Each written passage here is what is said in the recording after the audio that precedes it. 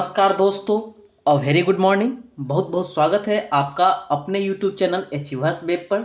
दोस्तों आज है 25 जून और हम अगले आने वाले कुछ समय में आज के सारे करेंट अफेयर्स को डिस्कस करेंगे और साथ ही साथ आपके लिए होता है मैप ऑफ द डे, जिसमें मैंने कल आपसे वादा किया था कि सबसे पहले तो आपको ये पता होगा कि हम लोग अफ्रीका कंटिनेंट घूम रहे थे और उसमें मैंने आपको बताया था कि कल मैं आपको इजिप्ट के बारे में बताऊँगा। ओके, तो आइए हम लोग शुरुआत करते हैं आज की बात का इजिप्ट के साथ। उसके पहले दोस्तों एज यूजुअल एक रिक्वेस्ट है कि प्लीज़ आप में से कोई यदि हमारे चैनल पर नए हैं तो प्लीज़ चैनल को सब्सक्राइब कर लीजिए।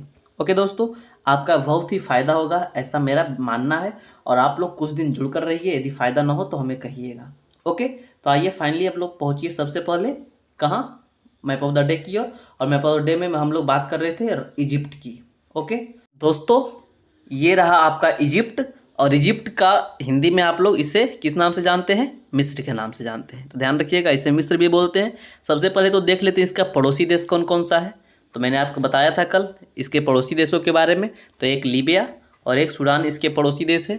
फिर आपको उधर देखने को मिलेगा जॉर्डन मिल जाएगा। ओके, तो ध्यान रखिएगा ये सारे इसके पड़ोसी देश हैं। ओके, अब दोस्तों थोड़ा सा इसके बारे में और बातें करते हैं, क्या क्या इंपॉर्टेंट बातें और है। ये देखिए आपका फिर से इजिप्ट है। देखिए आपको देखने में लग रहा होगा कि कोई इसका नक्शा एकदम सिंपल सा है। यूरोप में जितने भी आपको देश देखने को मिलेंगे लगभग देश का सीधा सीधा नक्शा है। ओके, ऐसा लगता है कि पूरे कंटिनेंट को स्केल लेके खींच दिया गया है। ठीक है, चलिए अब थोड़ा सा इसके बारे में जानते हैं। तो सबसे पहले तो इजिप्ट फेमस है नील नदी की सभ्यता के लिए, मिस्र फेमस है ये तो आपको पता ही होगा। तो एकदम ऑफकोर्स नील नदी बहती है, इसके बीच से होकर गुजरती है, बीच का साइड से होकर गुजरती है।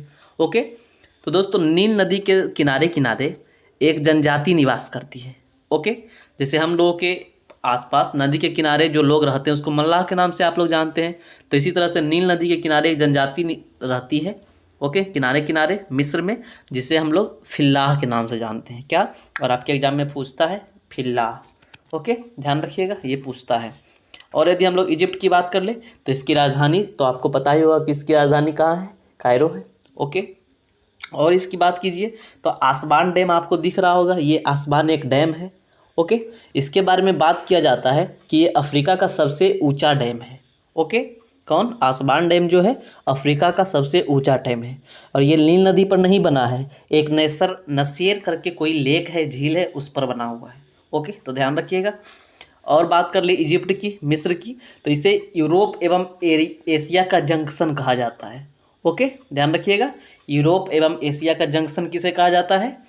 मिस्र को। ओके, तो इतनी सारी बातें हो गई और बाकी आपको पता ही होगा कि इधर ईस्टर्न डिजर्ट है तो वो ज़्यादा इंपॉर्टेंट नहीं है। तो बस इतनी सारी बातों को आप लोग ध्यान रखिएगा मिस्र के बारे में, इससे ज़्यादा कुछ नहीं पूछता है। और एक काम और कर सकते हैं मिस्र के बारे में कि इसकी देख सकते हैं कि ये आपको दिख रहा होगा क्या, रेड सी, और ये मिस्र के बीच से ही गुजरा हुआ है आपका प्यारा सा सुएज कैनाल। ओके, जिसमें कुछ दिन पहले जाम लग गया था।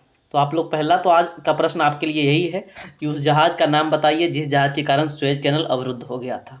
ओके, तो इतनी सारी बातें हो गई। अब हम लोग कल फिर बात करेंगे किसके बारे में, तो हॉर्न ऑफ अफ्रीका के बारे में हम लोग कल बात करेंगे। ओके, जितनी इंपॉर्टेंट बातें होगी बस हम उसी के बारे में इसमें डिस्कस करेंगे, क्योंकि 55 के आसपास देश है और सारे देशों के बारे में डिस्कस करना फ़ायदेमंद ही नहीं है। तो जो फ़ायदेमंद है ही नहीं उसके बारे में ज़्यादा कोई बात नहीं करना। ओके, तो आइए मूव करते हैं अपने पहले प्रश्न की ओर। देखते हैं हमारा पहला प्रश्न क्या है। उम्मीद है कि आप लोगों ने वीडियो को लाइक कर दिया होगा और शेयर भी अवश्य करते होंगे, ऐसा मुझे विश्वास है। ठीक है दोस्तों, तो आइए अपने पहले प्रश्न की ओर देखते हैं। कोरोना के कारण बहुत सारे बच्चे अनाथ हो गए हैं, तो हर एक सरकार कुछ ना कुछ, राज्य सरकार उसके लिए कर रही है। कोई अनुदान दे रहा है 50,000 का, तो कोई और कुछ कर रहा है। ओके, तो आइए इसके बारे में भी जान लेते हैं। पहला प्रश्न आपके लिए है, किस राज्य सरकार ने कोविड-19 के कारण अनाथ बच्चों की शिक्षा, स्वास्थ्य और रखरखाव के लिए एक नई योजना आशीर्वाद की घोषणा की है? Which state government has announced a new scheme Ashirwad for the education, health and maintenance of COVID orphans?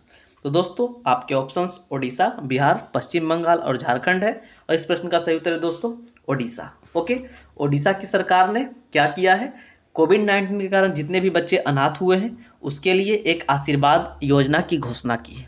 Okay, इसके बारे में जानते हैं कि ये क्या है। तो इस योजना के अंतर्गत माता पिता की मृत्यु के बाद बच्चों की जिम्मेदारी लेने वाले परिवार के सदस्य के बैंक खाते में 2,500 रुपये प्रति माह जमा किए जाएंगे, जो कि एक बच्चा के लिए इनफ है। ओके, ₹2,500 प्रति माह, जो उसकी देख रेख करेगा। कोई भी बच्चा मानिए अनाथ हो गया, आप अडॉप्ट कर लेते उस बच्चे को, तो आपके बैंक अकाउंट में ₹2,500 आएगा। और इसी घोषणा किस सरकार ने की है? तो ओडिशा की सरकार ने। काफ़ी अच्छा योजना है, अन्य सरकारों को भी इस तरह की योजना लागू करना चाहिए। ठीक है दोस्तों, चलते हैं अगले प्रश्न की ओर। वन प्लस वैश्विक प्रौद्योगिकी ब्रांड ने किस क्रिकेटर को अपनी बियरेबल्स श्रेणी के लिए ब्रांड एम्बेसडर के रूप में चुना है? Which cricketer has been roped in by OnePlus, the global technology brand, as the brand ambassador for its wearables category? OnePlus दोस्तों किसको टक्कर देने के लिए आया था? ये तो आपको पता ही होगा, आईफोन को टक्कर देने के लिए आया था। लेकिन आईफोन तो एक अलग ही ब्रांड है। फिलहाल उसके बियरेबल्स श्रेणी के लिए, बियरेबल्स श्रेणी मतलब समझते हैं ना, वॉच हो गया, ओके, और फिर फिटनेस बैंड वगैरह हो गया, उसके लिए किसको ब्रांड एम्बेसडर अपना बनाया है इंटरनेशनल लेवल पर? तो जसप्रीत बुमराह को, बुमराह को, ओके, जो कि आपका ऑप्शन नंबर बी है। और फिलहाल दोस्तों इनका लक थोड़ा कुछ ठीक नहीं चल रहा है। वर्ल्ड टेस्ट चैंपियनशिप में भी इनका प्रदर्शन ठीक ठाक रहा, लेकिन उतना बेहतर जिसलिए ये जाने जाते हैं उतना नहीं रहा। ओके, हम लोग आगे वर्ल्ड टेस्ट चैंपियनशिप के बारे में भी बात करेंगे। पहले आप ये ध्यान रखिए कि वन प्लस अपनी बियरेबल्स श्रेणी के लिए ब्रांड एम्बेसडर के रूप में जसप्रीत बुमराह को चुना है। ओके, और वन प्लस से तो आप लोग वाकिफ ही होंगे, और आप में से बहुत सारे लोगों के पास वन प्लस का स्मार्टफोन भी होगा। ओके, अगला प्रश्न है दोस्तों कि हुरून रिपोर्ट और एडेलगिव फाउंडेशन द्वारा तैयार शीर्ष 50 दाताओं की सूची के अनुसार निम्नलिखित में से कौन पिछली शताब्दी में $102 अरब का दान करके विश्व स्तर पर सबसे बड़े परोपकारी के रूप में उभरे हैं? According to the list of top 50 donors prepared by Hurun report and EdelGive foundation, who among the following have emerged as the largest philanthropist globally by donating $102 billion in the last century? दोस्तों कोई और नहीं, पहले मैं option पढ़ देता हूँ, फिर इस प्रश्न के उत्तर की ओर आऊँगा। आपके ऑप्शंस है अजीम प्रेमजी, मुकेश अंबानी, जमशेदजी टाटा और बिल गेट्स। ये तो आसानी से आप लोग छाट सकते हैं ऑप्शन से ही, ये सारे तो पिछले शताब्दी में कहाँ से आ जाएंगे। तो इस प्रश्न का सही उत्तर होगा दोस्तों जमशेदजी टाटा। ओके, जी हाँ, जमशेदजी टाटा का नाम आप लोगों ने अवश्य सुना होगा। जमशेदपुर शहर का नाम भी आप लोगों ने अवश्य सुना होगा। ओके, टाटा स्टील प्लांट का नाम सुना होगा। ये सारा का सारा इन्हीं का किया धरा है। शीर्ष 10 की सूची में टाटा इकलौता भारतीय है। ओके, जबकि विप्रो के पूर्व अध्यक्ष अजीम प्रेमजी का 12वें स्थान पर शीर्ष 50 में एकमात्र भारतीय है। ठीक है, तो ये दो हैं, अजीम प्रेमजी भी है, लेकिन टॉप पर बने हुए हमारे जमशेदजी टाटा $102 अरब का दान करके। कब? पिछले शताब्दी में। ठीक है दोस्तों, मतलब कि 1900 से 2000 के बीच में। ओके, तो बहुत बढ़िया काम है। टाटा वैसे भी टाटा खानदान बहुत सारा दान देता है, इसके लिए ही जाना जाता है। ठीक है, चलिए अब अगले प्रश्न की ओर चलते हैं। ये प्रश्न इंपॉर्टेंट है, आप लोग ध्यान रखिएगा। अब देखते हैं अगले प्रश्न को, क्या है अगला प्रश्न। भारत और किस देश ने संयुक्त रूप से tax inspectors without borders launch किया है? India and which country have jointly launch tax inspectors without borders, TIWB? दोस्तों आपके ऑप्शन श्रीलंका, बांग्लादेश, म्यांमार और भूटान है। इस प्रश्न का सही उत्तर है option D, Bhutan. Okay, Bhutan और भारत के बीच tax inspectors without borders launch किया गया है। Okay, tax inspectors without borders जो है संयुक्त राष्ट्र विकास कार्यक्रम और आर्थिक सहयोग और विकास संगठन की एक संयुक्त पहल है। आपको समझ में आ रहा होगा कि टैक्स इंस्पेक्टर्स मतलब जो भी टैक्स लिए जाते हैं आने जाने में एक देश से दूसरे देश, तो उस पर इंस्पेक्शन करना। विदाउट बॉर्डर्स मतलब कि सीमा की चिंता न करते हुए, ये इसका सिंपल सा बात हुआ। मतलब कि दो देशों के बीच कितना ईजिली हो सके सामानों का आदान प्रदान, इसके लिए ये पहल लॉन्च किया जाता है। ठीक है, बहुत सिंपल सा बात था, इसमें ज़्यादा कुछ और बताने को है नहीं। ये थोड़ा सा आप लोग जान लीजिए कि हाल ही में निकोल पशीनियन किस देश के प्रधानमंत्री के रूप में चुने गए हैं? Recently Nikol Pashinyan has been elected as the prime minister of which country? आपके ऑप्शंस है आर्मेनिया, इजराइल, अजरबैजान और जॉर्जिया। और इस प्रश्न का सही उत्तर है दोस्तों ऑप्शन है आर्मेनिया। आपको ये साहब दिख रहे होंगे जिनका नाम निकोल पशीनियन है, यह भी हाल फिलहाल में आर्मेनिया के नए प्रधानमंत्री के रूप में चुने गए हैं। ओके, तो ध्यान रखिएगा। चलिए, और ज़्यादा कुछ तो नहीं है इसके बारे में बताने को, ये प्रश्न इंपॉर्टेंट तो लग रहा है। चलिए देखते हैं क्या प्रश्न है कि केंद्रीय my Joyce and Saroj as a mother of a special child. ये थोड़ा सा प्रश्न उल्टा पुल्टा हो गया है, मैं इंग्लिश में पढ़ता हूँ, इंग्लिश में सही है। Union health minister Harshvardhan has unveiled the book my joy and Saroj as a mother of a special child authored by. मतलब कि केंद्रीय स्वास्थ्य मंत्री हर्षवर्धन साहब द्वारा एक पुस्तक को लॉन्च किया गया, अनावरण किया गया। उसके लेखक कौन है? और पुस्तक का नाम है दोस्तों joys and sorrows okay, my joys and sorrows as a mother of a special child. ठीक है, आपके ऑप्शंस दिए गए अमिताभ घोष, कृष्ण सक्सेना, सुशील चंद्र और धीरज चोपड़ा। इस प्रश्न का सही उत्तर है दोस्तों कृष्ण सक्सेना। ओके, कृष्ण सक्सेना लेखक हैं किसके, my joys and sorrows as a mother of a special child. Okay, इस पुस्तक का अनावरण किसके द्वारा किया गया दोस्तों, तो हमारे अभी जो स्वास्थ्य मंत्री है डॉक्टर हर्षवर्धन साहब के द्वारा। ओके, तो ध्यान रखिएगा लेखक या लेखिका कृष्ण सक्सेना है। ओके, पुस्तक का नाम है my joys and sorrows as a mother of a special child. ठीक है, चलिए अब नेक्स्ट प्रश्न की ओर मूव कर लेते हैं। ये प्रश्न आपके लिए काफ़ी ज़्यादा इंपॉर्टेंट होने वाला है कि हाल ही में राष्ट्रीय बाघ संरक्षण प्राधिकरण ने किस राज्य के रामगढ़ विषधारी वन्यजीव अभ्यारण्य को बाघ अभ्यारण्य बनाने की मंजूरी दे दी है। Recently, the National Tiger Conservation Authority has approved which state's Ramgarh Vishdhari wildlife sanctuary to become a tiger reserve. दोस्तों आपके ऑप्शंस बिहार, पंजाब, राजस्थान और झारखंड है, और इस प्रश्न का सही उत्तर है दोस्तों option C Rajasthan. Okay, Rajasthan में जो विषधारी वन्यजीव अभ्यारण्य था अब उसको बाघ अभ्यारण्य के रूप में प्रमोट कर दिया गया है। ठीक है, किसको, रामगढ़ विषधारी वन्यजीव अभ्यारण्य। आई होप कि दोस्तों आप लोग इस अभ्यारण्य का नाम पहली बार सुन रहे होंगे। ठीक है, तो अब ध्यान रखिएगा, अब ये लाइमलाइट में आ गया तो इसलिए अब ये इंपॉर्टेंट हो जाएगा कि रामगढ़ विषधारी वन्यजीव अभ्यारण्य किस राज्य में है, तो राजस्थान में। और क्यों लाइमलाइट में भाई, तो यहाँ ये बाघ अभ्यारण्य बनाया जाएगा और किसके द्वारा मंजूरी मिल चुकी है, तो राष्ट्रीय बाघ संरक्षण प्राधिकरण के द्वारा। चलिए, बाघ से मुझे याद आया, आप लोग कमेंट करके बताइएगा कि अभी तक वर्तमान में फिलहाल लगभग कितने बाघ हैं इंडिया में। ओके, ये आपको बताना है।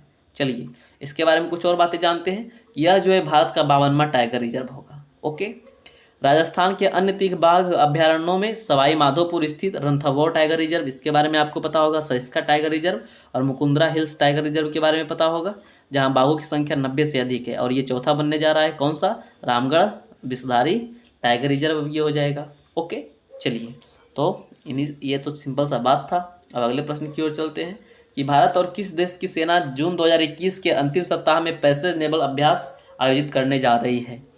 The army of India and which country is going to conduct the passage naval exercise in the last week of June. तो दोस्तों भारत अमेरिका के साथ पैसेज एक्सरसाइज करता है, यह एक नेवल अभ्यास है, ये तो आपको पता ही होगा।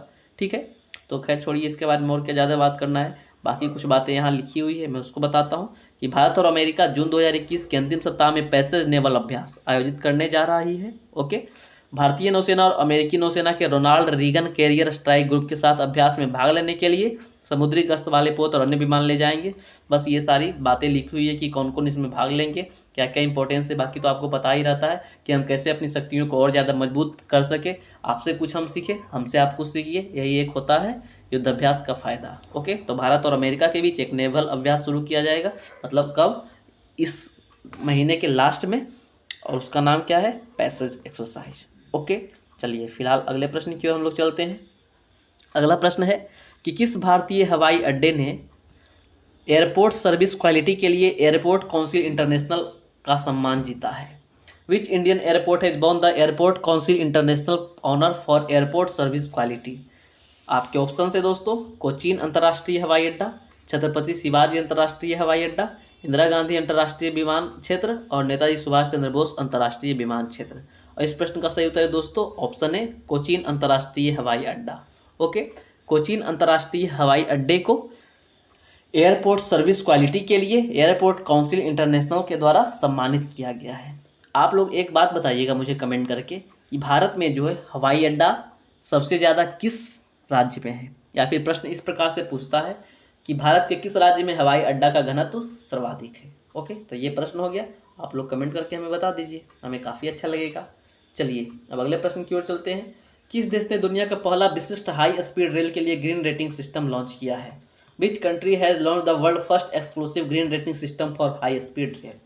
ग्रीन रेटिंग सिस्टम का मतलब दोस्तों वो जो सिग्नल होता है उसके बारे में बात हो रही है। ओके, तो भारत ने ये काम किया है, भारत में एकदम जोड़ों पर है कि बुलेट ट्रेन जल्द से जल्द लॉन्च हो जाए। ओके, इसके लिए सरकार लगी हुई है, देखते हैं कब तक बुलेट ट्रेन आती है, तो उसी के लिए ये सारे प्रयोग किए जा रहे हैं। और पहली बार दुनिया में हाई स्पीड रेल के लिए ग्रीन रेटिंग सिस्टम को लॉन्च किया जा रहा है। ओके, तो ये हमारा भारत ये सब में आगे कुछ ना कुछ करता ही रहता है। चलिए इस प्रश्न को भी ध्यान दीजिएगा, ये प्रश्न आपके लिए इंपॉर्टेंट हो सकता है कि हाल ही में किस संगीतकार के द्वारा टोक्यो 2020 के लिए भारतीय ओलंपिक टीम के आधिकारिक थीम सॉन्ग लक्ष्य तेरा सामने है गाया गया है। देखिए दोस्तों, कंफ्यूज मत होइएगा, टोक्यो 2020 लिखा गया है, लेकिन ये हो कब रहा है 2021 में, इसलिए कहीं कहीं पर टोक्यो 2020 या 2021 भी देखने को मिलेगा, इसलिए नो कन्फ्यूजन रखिएगा। प्रश्न की ओर वापस मैं आता हूँ। Which musician has sung the official theme song of Indian Olympic team for Tokyo 2020? लक्ष्य तेरा सामने है रिसेंटली। तो दोस्तों आपके ऑप्शंस जो दिए हुए हैं वो तो आप पढ़ ही लीजिएगा, मैं सही उत्तर की ओर जाता हूँ। तो मोहित चौहान के द्वारा ये गाना गाया गया है, लक्ष्य तेरा सामने है, आप लोग सर्च करके इसे सुन सकते हैं गूगल पर। ओके, टोक्यो खेल से पहले भारतीय दल के लिए आधिकारिक ओलंपिक थीम गीत लॉन्च किया गया था। मोहित चौहान ने लक्ष्य तेरा सामने है नामक गीत को कंपोज किया है और गाया है। खेल 23 जुलाई से शुरू होंगे और अब तक 100 से अधिक भारतीय एथलीटों ने ओलंपिक के लिए क्वालिफाई किया है, जिसमें एक भवानी देवी का नाम आपके लिए काफ़ी ज़्यादा इंपॉर्टेंट है, क्योंकि तलवारबाजी में क्वालिफाई करने वाली भारत की पहली महिला तलवारबाज बनी है। ओके, चलिए अब आईसीसी वर्ल्ड टेस्ट चैंपियनशिप की ओर हम लोग बढ़ते हैं। बहुत दुखद घटना हुई कल कि न्यूजीलैंड जीत गया हमारे भारत को हराकर, लेकिन कोई नहीं, हम लोग काफ़ी बढ़िया खेले। थोड़ा सा बैटिंग में गड़बड़ी हो गई, बाकी ओवरऑल हमारा परफॉर्मेंस भी ठीक था। थोड़ा सा बॉलिंग और बढ़िया हो सकता था। बाकी अब तो देखिए, अब हार गए हैं तो बहुत सारा चीज़ हो जाएगा, बहुत सारे नुक्स निकलेंगे कि ये बढ़िया हो सकता था, वो खराब वो और बढ़िया हो सकता था। लेकिन ओवरऑल यदि हम लोग इसके पहले की बात कर ले तो हमारा परफॉर्मेंस काफ़ी शानदार था। हम लोगों ने गब्बा जैसी एकदम ऐतिहासिक क्षण को जीत लिया है, तो वो भी हमारे लिए काफ़ी मैटर करता है। बाकी न्यूजीलैंड को तो कॉन्ग्रेचुलेसन रहेगा ही, बेचारा चूक गया था 2019 के वर्ल्ड कप से भी, लेकिन 2021 टेस्ट चैंपियनशिप को इसने पहली बार जीत लिया है। और ध्यान रखिएगा, ये जो है पहला बार ही हुआ है, आईसीसी वर्ल्ड टेस्ट चैंपियनशिप 2021 ये पहला बार हुआ है, और इसका इनॉग्रल कौन जीता है? न्यूजीलैंड। ओके, और इसमें एक बात मैं और बता दूं, इंडिया के लिए इंपॉर्टेंट है कि आईसीसी वर्ल्ड टेस्ट चैंपियनशिप 2021 जब से ये चालू हुई है ये सीरीज, इसमें सबसे ज़्यादा विकेट लेने का नाम आर अश्विन के नाम है। ओके, चलिए अब अगले प्रश्न की ओर चलते हैं। बाकी इसके बारे में तो आपको पता ही होगा, क्रिकेट के बारे में आपसे ज़्यादा, मुझसे ज़्यादा आपको ही पता होगा। चलिए लास्ट क्वेश्चन आज हमारा होगा ये। प्रश्न को देखते हैं कि हाल ही में किस बैंक ने पे योर कॉन्टैक्ट सेवा शुरू की है? विच बैंक है रिसेंटली लॉन्च्ड पे योर कॉन्टैक्ट सर्विस? ऑप्शन है आपके Punjab national bank, ICICI bank, इसमें एक आई छूट गया है, एचडीएफसी बैंक और कोटक महिंद्रा बैंक। इस प्रश्न का सही उत्तर है दोस्तों option D, Kotak Mahindra bank. Okay, Kotak Mahindra bank ने पे योर कॉन्टैक्ट नामक सुविधा शुरू की है, ठीक है, जो अपने ग्राहकों को लाभार्थी के मोबाइल नंबर द्वारा सभी भुगतान ऐप में अपने किसी भी संपर्क को पैसे भेजने, मतलब कि यूपीआई से ये काम करेगा, जिस तरह से गूगल पे, फ़ोन पे वगैरह डाक पे है, उसी तरह से ये भी काम करेगा। पे योर कॉन्टैक्ट किसका है? कोटक महिंद्रा का। इस तरह के प्रश्न देखे जाते हैं बैंकिंग सेक्टर में, इसलिए ध्यान रखिएगा, आपके लिए काफ़ी ज़्यादा इंपॉर्टेंट है। अब हम लोग चलेंगे question of the last day की ओर। प्रश्न पूछा गया था आपसे कि पहला अंतर्राष्ट्रीय ओलंपिक दिवस किस वर्ष मनाया गया था? इस प्रश्न का सही उत्तर होगा 1948। Okay, option B. आप में से बहुत सारे लोगों ने इसका सही उत्तर दिया। साथ ही साथ मैंने ये प्रश्न भी पूछा था कि पहला जो ओलंपिक हुआ था कब हुआ था, तो बहुत सारे लोगों ने इसका उत्तर भी दिया कि 1896 में। तो अच्छा है, आप लोग इसी तरह से उत्तर देते रहिए। और फिर से आपके सामने हाजिर है क्वेश्चन ऑफ द डे। प्रश्न क्या है कि हाल ही में एक अध्ययन के अनुसार विश्व की सबसे ज़्यादा किस्म की तितलियाँ किस देश में पाई जाती है? According to a recent study which country has the largest variety of butterflies in the world? आपके options Bharat, Congo, Colombia, Brazil. तो जल्दी से शुरू हो जाइए। ओके दोस्तों, सेशन के अंत तक बने रहने के लिए आपका बहुत बहुत धन्यवाद, आपका तहे दिल से धन्यवाद, आपका शुक्रिया। ओके, इसी तरह से आप लोग हमारा साथ देते रहिए और मैं भी आपके साथ हमेशा खड़ा रहूँगा। ओके, तो मैं शिवम मिलता हूँ अगले दिन अगले वीडियो में। अपना ख्याल रखिएगा। जय हिंद। कोरोना के सारे गाइडलाइंस को जरूर पालन कीजिएगा। ओके, जय हिंद, टाटा।